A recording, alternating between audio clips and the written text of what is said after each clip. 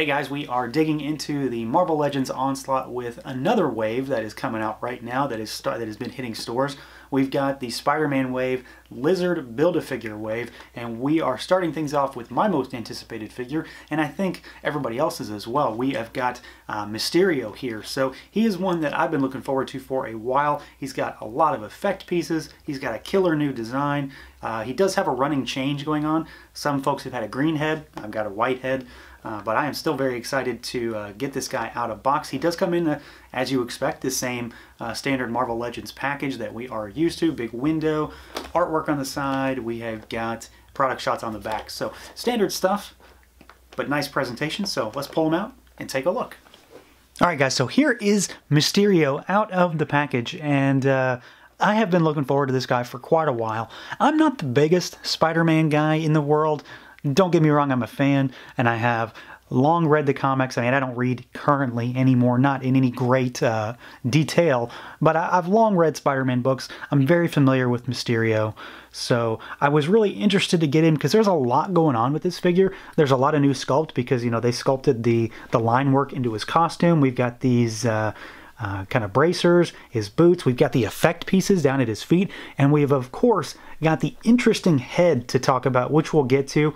I will mention now, if I didn't already mention it, that there was a running change with this guy, and I'm not sure what the reasoning is behind it. So the head on the inside, which I'll show shortly, on mine is white. The original figures that seemed to get out earliest were green. That's what I personally wanted because the green just looked really cool. So you know, it is what it is. I don't know the reasoning for it. The green matched the effect pieces on his feet. So, I don't know. I just thought it looked cool. I still think it looks cool, but the green kind of stuck out. I mean, I know a lot of people are planning to just put some cotton in his fishbowl up there. I don't think I'm going to do that because I actually like the head under there. I don't particularly know the reasoning behind its sculpt. So I'm going to try to do a little research on that just to see what I missed out on. But let's take a look at him. There is a lot of good here. There's some that's kind of iffy, but for the most part, I think Hasbro did a pretty decent job here. So, articulation-wise, this is standard Marvel Legends stuff. You can't really rotate the head when the fishbowl and the cape are on because the bowl is connected to the cape. It's all one piece. You'd have to take it off, and I'll take it off shortly, but I'm not going to do it right now.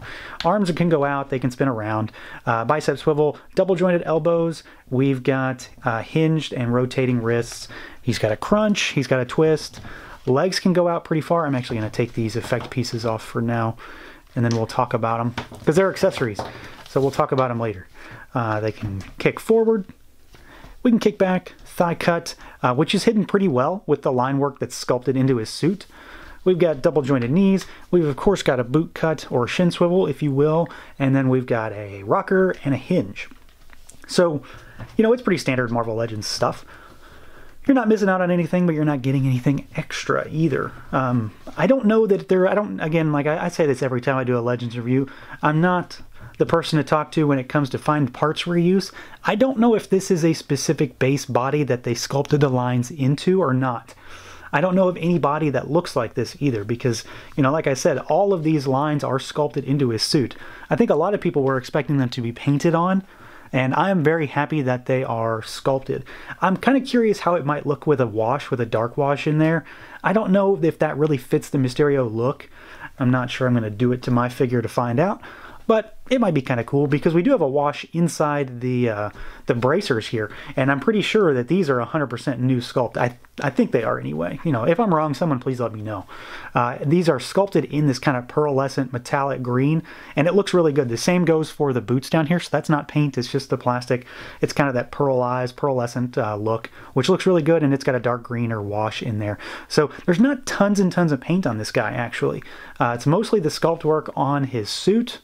And then we've got that metallic plastic. We've obviously got the cape here, and it is kind of furled this way. So that's probably not the right word to use. But it's sculpted in such a way that this fishbowl will sit on top of the head, and then the cape is, I mean, it's a pretty hard piece of plastic, and depending on how you have him posed, it's actually going to touch the ground. So keep that in mind. But this piece will just kind of sit, it kind of looms over his shoulder a bit, and there is no paint to speak of on the backside. On the inside, there is a texture to it, and that's all sculpted in which is pretty nice. It's a nice detail. As the light hits it, you can kind of see it shimmer a little bit. I'm not sure if that's going to pick up on camera or not, but it looks really nice in person.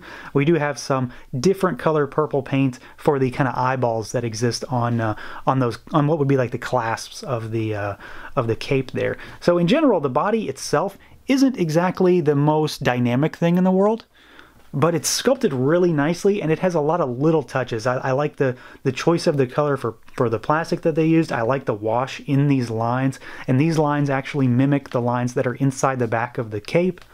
And then, of course, I like the line work on the suit itself. So let's take a look at the head underneath. So you just pull this off, and it can be a little tough to get it off. The cape is actually... it'll peg into a hole on the back of the figure. So there's a peg to kind of keep it a little more sturdy.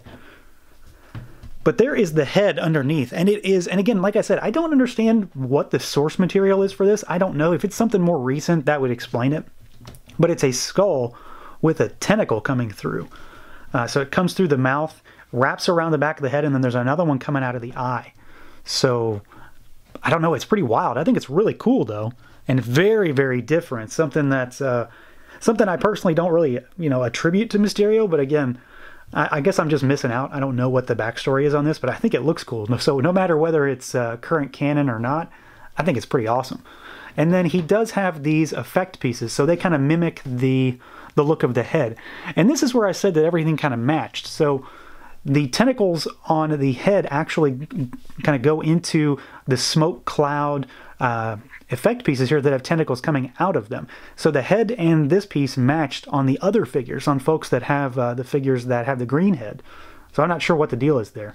But these just kind of clip onto the ankles on the feet, and they'll sit there, and they seem to be set so that you clip them onto a specific one. So this one's more of a horizontal piece, and then this one is more of a vertical piece that kind of crawls up his leg. So they look really cool. They're, I'm a sucker for translucent kind of plastic. I've said that before. I'm a sucker for effect pieces as well. And this very much fits Mysterio. We didn't get the same stupid little bubble things that sit on his wrist. We got something that's very much a magic-y type of effect that looks like smoke coming out, kind of an extra dimensional thing. So yeah, I really dig it. I think it's very, very cool. I still don't understand the tentacle aspect of it. I ultimately don't really care because it looks cool and it still fits his otherworldly kind of nature, the mysterious nature of him. So I'm perfectly fine with it, and I think it looks pretty cool. So yeah, at the end of the day, I may not fully grasp why he has some of these design choices, the green versus the white skull, the tentacle aspect of things, but at the end of the day, I don't really care. I think they look really cool. It very much fits the look and aesthetic and the theme of Mysterio, so I'm 100% on board. I would love to get more Spider-Man villains in the same vein as these kind of top-tier villains like Mysterio. Give me a full Sinister Six or something like that. I would really, really be happy with that. I really like the choice of plastics they use. I like the sculpt work. I like those effect pieces. And I like the overall look of this head, even though, most folks seem to think that a cotton ball would fit better. I like that. I think it's gonna be really cool. I like the skull. I like the way the dome is frosted, so you can kind of see what's in there, but at the same time, you can't really make it out. So in the end, I think they really knocked it out of the park on this guy, and I am very, very happy to add him to my collection, even though I'm not the biggest Spider-Man and Spider-Man universe fan out there. So that's going to do it for this look at the Marvel Legends Mysterio figure from Hasbro.